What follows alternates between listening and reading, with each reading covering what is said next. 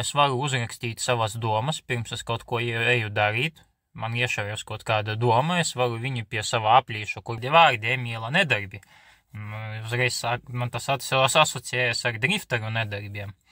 Un tālāk vienu šifrotu hashtagu ierakstīju. Pagaidām nevaru teikt, kas tas tāds ir. Runājot par šifriem ir tāds seriāls, 2. sezona izgāja Silo bunkeri krievu valodā.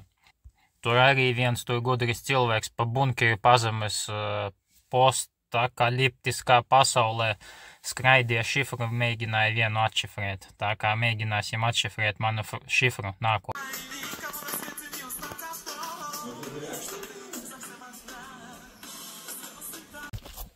Pilots man aizrādīja, ka ir jāuzliek jaunus nipeļus, jo gaisu laišu.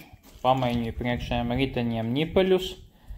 Uzliku priekšējā asī riepas, ar kurām var braukt pa slapju, pa sniegu. Piepumpēju pa 2,5 atmosfēras. Ja rīt no rīta būs 2,5 atmosfēras, tad gaisu riepas tur.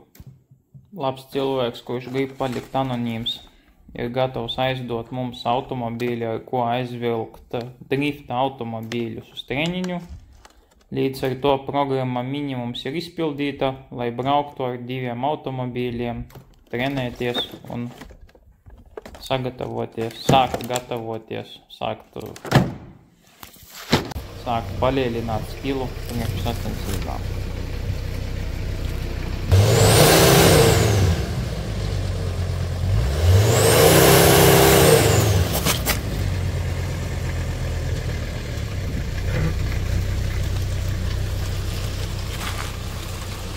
Да.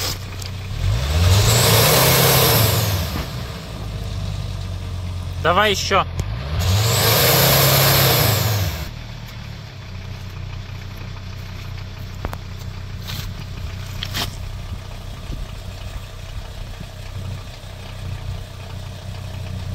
Kamēr meklēju savu meiteni, nākas pašam šādus instrumentus pirkt. Nopirku putekļu sūcēju ar akumulatoru.